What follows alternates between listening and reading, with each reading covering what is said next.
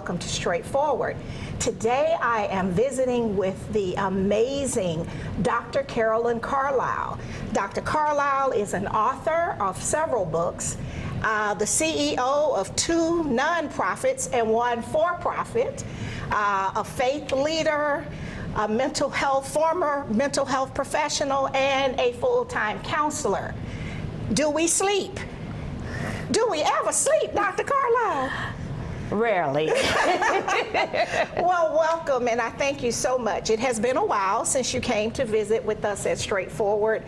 You came when we first started, and we were at our other set on the other side of the studio, and of course, you were wearing many hats then.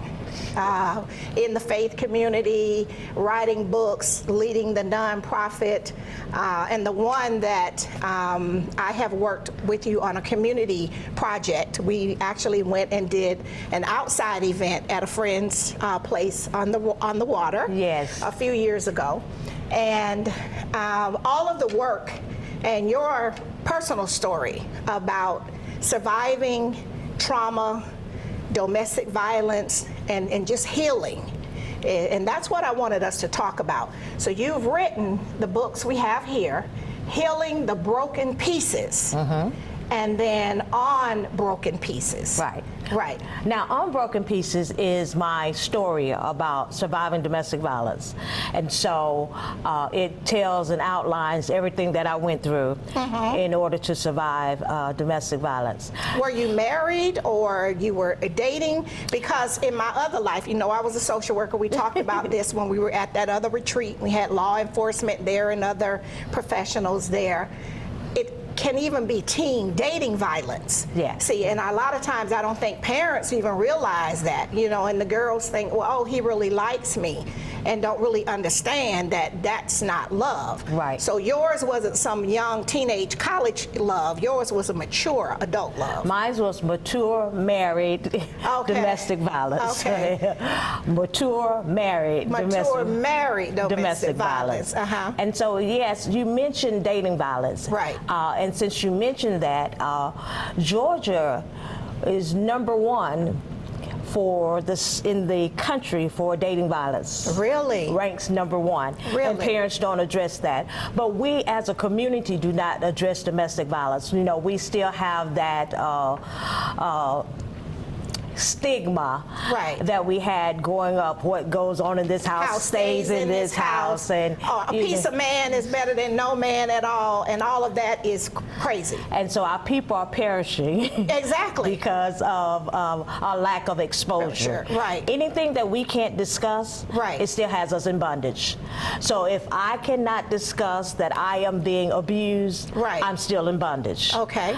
And the enemy likes for us to be silent. Right. So because, you know, it's hidden. Right. And so we have to reveal the hidden. In order to heal, you got to first address you got a problem. All right. And that's even if you are addicted to something. In anything. Anything. You have to admit it first. Yes. And I know you worked with a large mental health organization for many years, and your private professional life has gotten so busy that we don't have to do that anymore.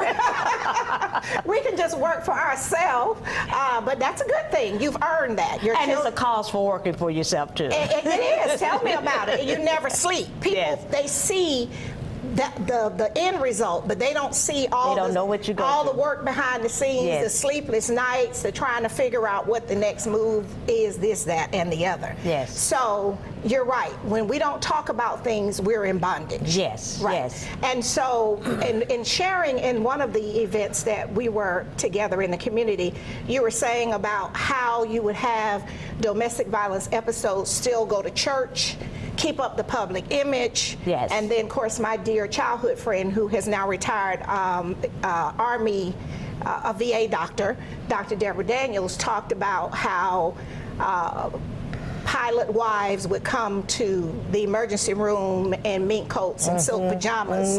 And it was crazy domestic violence, but they would stay because they liked the status. Yes.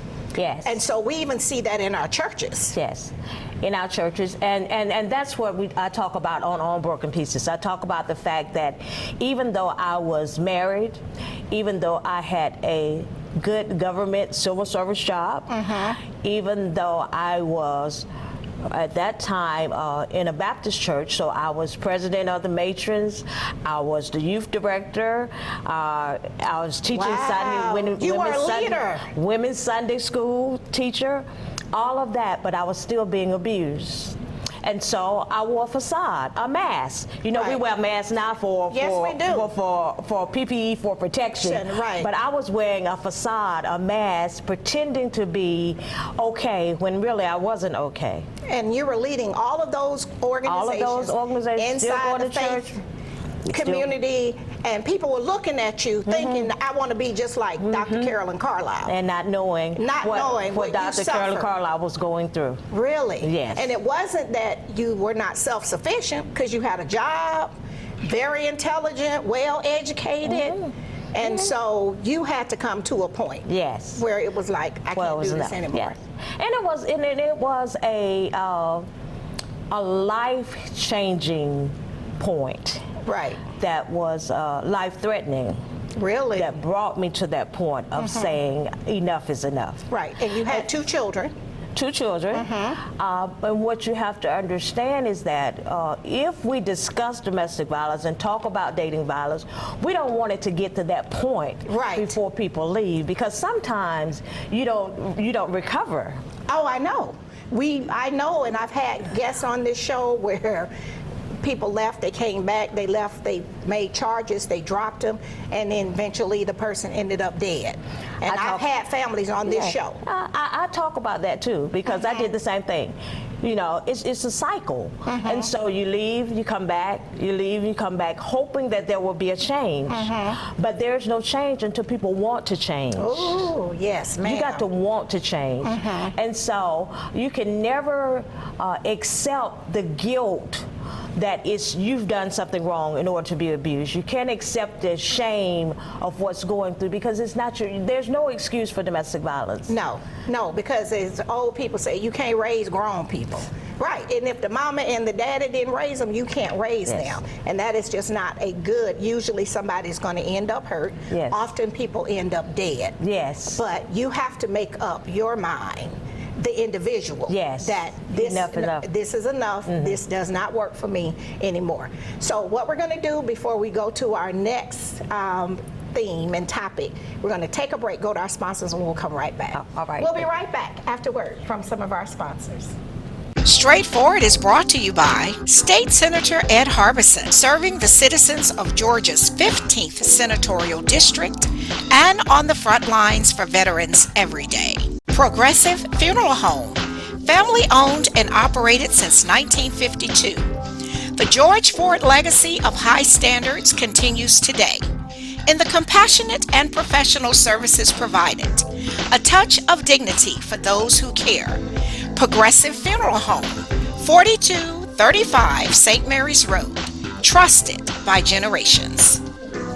Whole Patient Healthcare. Dr. Jada Rimes-Bacote is board certified in family medicine. She believes the best patient care includes practical, individualized lifestyle changes. Located at 1338 13th Avenue, Columbus, 706-641-2080, or visit wholepatienthealthcare.com. And welcome back to Straightforward. I'm enjoying this very, very important conversation with my amazing friend, Dr. Carolyn Carlisle, a woman of many, many talents. You are every woman. That used to play that coming on one of the shows, the talk shows. You are in the faith-based community. You do a lot of work there. You have a legacy of working with mental health. You work with women just through your own nonprofits to help them to build self-esteem. And to develop personal improvement plans. And those are some of the things we talked about when we were at that gathering on the Chattahoochee. And that's important. It is. Because a lot of times people feel hopeless and helpless. And we have to deal with all of those unhealed traumas, and we see there's a cycle. In the faith-based world, we call it the generational curse. And then over in the secular world, we're just saying, well, they got to learn how to stand up on their own and be independent. In my other life, I saw that happen even with military spouses that never worked. Right. That never paid a bill, because if you live on post, everything is taken care of. You know, the husband, even if they went to the commissary, he was in charge of the money. And then when the marriage is no longer, they end up at Family and Children's Services, away from home with children trying to find support, because they never had to survive. Right. So you are filling that gap for the women that you encounter as you work throughout the community. One of the things that we do. And what's the name of the nonprofit again? I'm sorry. Survivors for Survivors Incorporated. Survivors for Survivors Incorporated. I want to make sure we say that. And of course, we'll show all of that. But survivors. I'm a survivor. Okay. And I work for and with survivors. Okay. And so that's how the name came about. Okay. Survivors for Survivors Okay. So it has meaning. Yes, right. it has meaning. It was just not anything that was just, you know, it was well thought out. It was well thought of. Okay. And so one of the things that we do at Survivors for Survivors is we teach life skills. Money is a major issue with those that are surviving domestic violence for a lot of women. And so we teach them how to establish a budget. Okay. And I can do that because I have a budget background. I worked as a budget analyst for the Department of Defense for 25 years. Okay. So you're a subject matter expert. So budgeting is your thing. Budgeting is my thing. But we don't even want to talk about those church budgets you had to work with. We're going to let that part slide. But you had federal government training so as a budget analyst. We work with that at Fort Moore now, but it was Fort Benning, and even at the Pentagon in Washington, D.C. So I know about budgeting. Right. So we teach budgeting skills, how to build a budget, how to stay with a budget, you know, teach those things. We teach job skills, how to develop a resume, how to interview, how to dress for an interview. Very important. We even provide clothing for those that are going on interviews. See, that's important. It is important. Sometimes people come out of situations and they really don't have what they need if the other person has been controlling the finances, pick and choose what they can and cannot buy. I've seen that.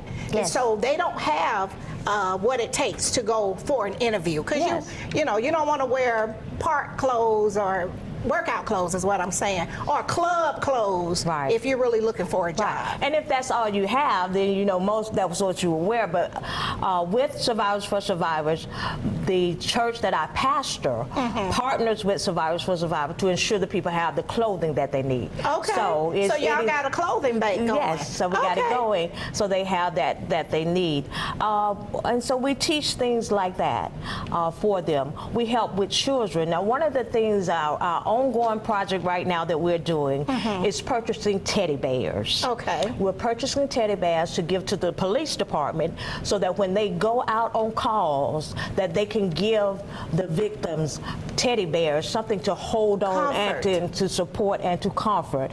We don't want it to be a need, but it is a need. It is a need. And so we supply the need until the need is no longer there. Okay. And so there is a teddy bear warehouse called Miss Teddy Bear out of California that we purchase teddy bears from to give to the police department so that they can give to those when they go out on calls. See, I never even thought of that, you know, and then of course we know with foster children as they're being moved from here to there, and I did hear on a news report that Georgia has one of the largest populations of foster children. Oftentimes it can be whether it's parents doing something illegal, substance, you know, a crime or whatever, but even those children need those teddy bears. Because if you're going from place to place, or it's a traumatic event. And so when we don't address the trauma, that's what I wanted us to talk about. And I know that you see it because I know you are a faith leader, excellent, and I can never ever thank you for taking the last journey with us with our Father. Not only were you there in your official role as a pastor of the church, but you were also there as a friend, and then the other business you got for profit with those fabulous sweet treats and cakes. You know how people do hide the real good cake? Well, that was one of the cakes we hid later for the family. But certainly I could never thank you enough for that. But even with dealing with the traumas, for example, the children that come from families where there is a history of the domestic violence, and sometimes it's generational. So people have to remember that you're training your children, and particularly your girls, what's acceptable. Right, right. So then we have people, if somebody do something and one of the parents end up dead, the children get taken, domestic violence, and there they are in foster care. And then where is that comfort? Yeah. So what are we doing about healing the broken pieces, the trauma? Okay. Because you said we got to admit it first. Right. So in healing the broken pieces, I talk about, that's a 21-day devotional. I talk about 21 things that I had to heal in order, had to address in order to be healed. So anyone that wants to heal and do better, this is your roadmap. It's my roadmap. And they 21 days. 21 days, and it tells about what I went through: the anger, the low self-esteem, the unforgiveness, the lack of trust, boundaries. You know, people get offended when you set boundaries. Oh yeah, but you have to set boundaries. In order to have a healthy relationship, there has to be trust. Right. Okay. There has to be open and honest communication. Okay. Communication is vital in everything. Open and honest communication. And there have to be boundaries. Boundaries. I don't need to be looking in your phone. You don't need to be looking in mine. Exactly. Okay. Exactly. You can have friendships outside of me. Yes. I'm not the only one that you should be with. Right. For us to be our best selves. To be our best self. Because when we talk about healthy now, we have to talk about what is good for us, not to us. Okay, I want you to hold that point. We got to take the next break, but we'll be right back. We'll be right back after word from some of our sponsors. Columbus Pediatrics GA, working together to build lifelong relationships between our staff and patients by consistently providing compassion, excellence, and value with 2 locations. The Old Town office at 3580 Massey Lane, Suite F, 706-596-8667. The Midtown office, 1900 11th Avenue, Suite A, 706-323-3400. ColumbusPediatricsGA.com. Barbara's Cleaning Service, a 5-star commercial service with satisfied customers in Georgia and South Carolina, built on the principle that every detail matters. Barbara's Cleaning Service, a new season building a family legacy. The Autism Hope Center. Diane Pope has dedicated the last 3 decades ensuring that families had support and resources for their loved ones on the autism spectrum. Join the Autism Hope Center for fellowship and resources, located at 200 Hamilton Road, Suite B, or call 706-604-6333. Muskogee County Coroner Buddy Bryan. Buddy has set high standards for himself and his staff, ensuring that every citizen is treated with dignity and respect, regardless of circumstances. Buddy cares about crime prevention and is always excited to speak with students and community organizations. Reach out to Buddy at 706-653-3260. And welcome back to Straightforward. I'm enjoying this very important conversation with Dr. Carolyn Carlisle, who is a wonderful author, excellent faith leader, wonderful therapist, group leader, businesswoman, call it like it is, and that's why I really admire and respect you, Dr. Carlisle, because you don't sugarcoat it. That's not going to help people. We can't keep sweeping things under the rug. We can't keep going along to get along. And what you said before we went to the break was, if it just because it's good to you does not mean it's good for you. Right. We were talking about healthy relationships. Right. And I said that what's good to you Yes. is not always good for you. Exactly. Okay. Because something can be good to you, right, but not be good for you. Right, like my Lay's potato chips. They're Like good to me, but they're not good for me. That's why I can't lose weight. But I'm going to do better. Yeah. Because guess what? You said I have to change. Right. I have to want to change. Yes. And that's with anything. Yeah. And to have healthy relationships. Yes. And in a relationship, we get to have friends outside of who our main circle is. Yes, that's called boundaries. Right. You have to establish boundaries, and you have to put your foot down and say what you will accept and what you will not accept. Exactly.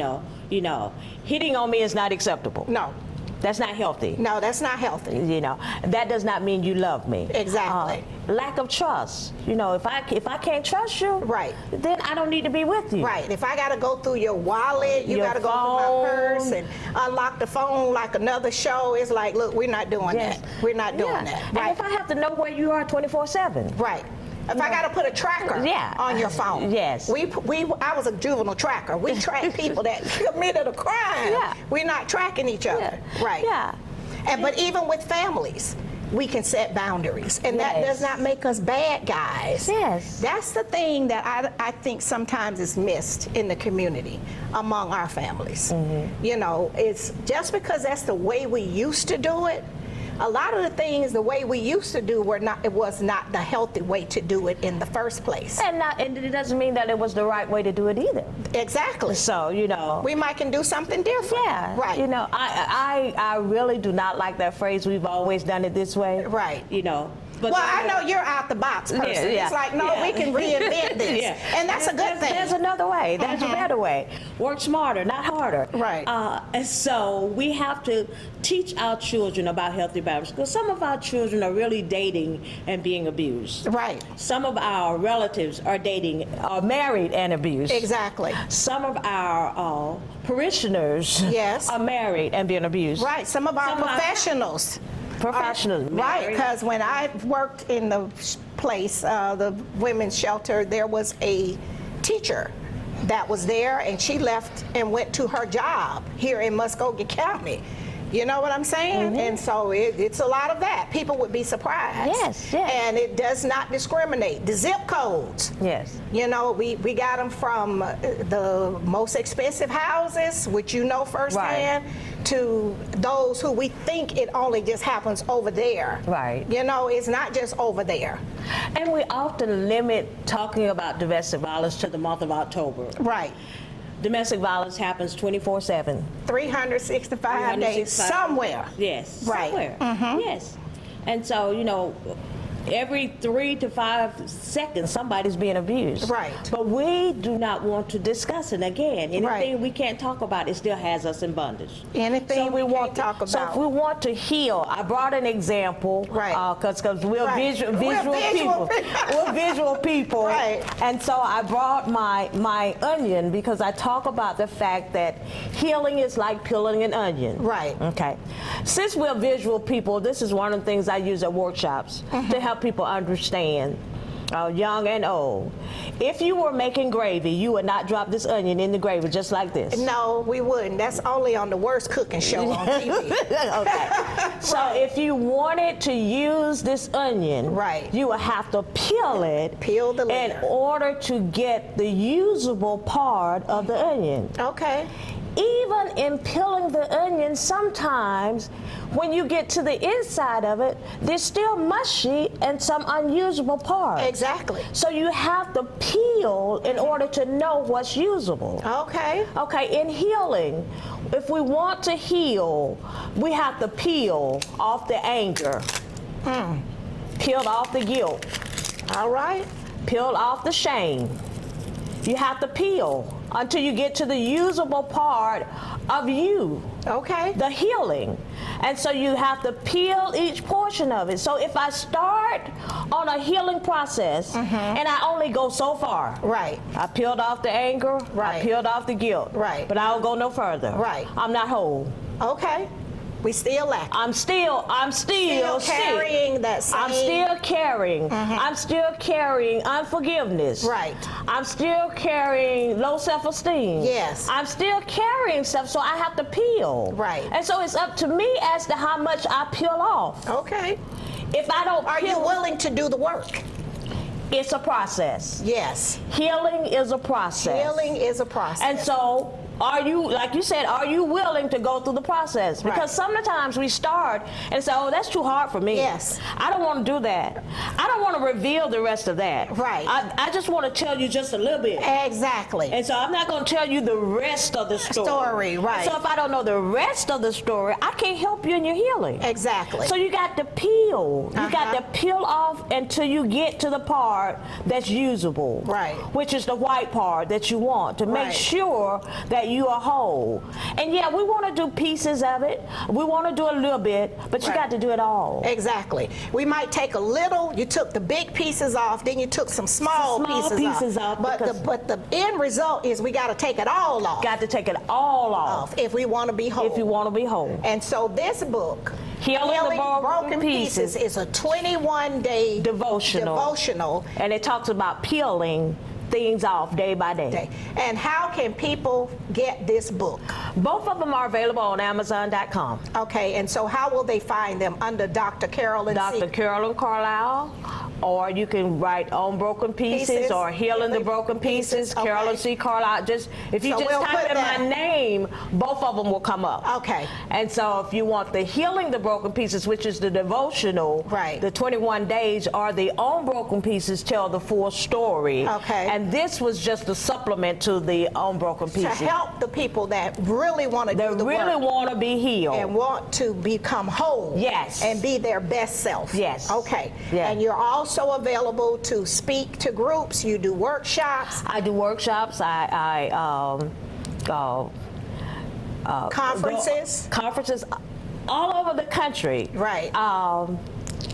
Providing whatever type of support is needed Okay. for us and for our community. Okay. Mm-hmm. Well, I thank you so much for coming. I know you're a very busy woman with a very busy life, and every time I've ever called you, you said yes. Yes, thank you for having me. Oh, no, and we will certainly do this again, and now that we're past COVID, we're going to have to do what we did again by the river. Outside, It's time. Yes, it's yes, time. yes. Well, thank you so much. Keep up the good work. And again, people, please go to Amazon and look for Dr. Carolyn C. Carlisle, Healing the Broken Pieces. That's the 21-day journal. If you really want to peel off everything and be whole, and then you can read her own personal story and testimony on Broken Pieces. Thank you so much. You're Thank simply you. the best. Thank you. All right. This has been straightforward. If you don't stand for something, you will fall for anything. Until next time, be blessed. What up, world? What's up, Columbus? Be sure to tune in every Sunday, Straightforward with Gloria Strode, right here on NBC 38.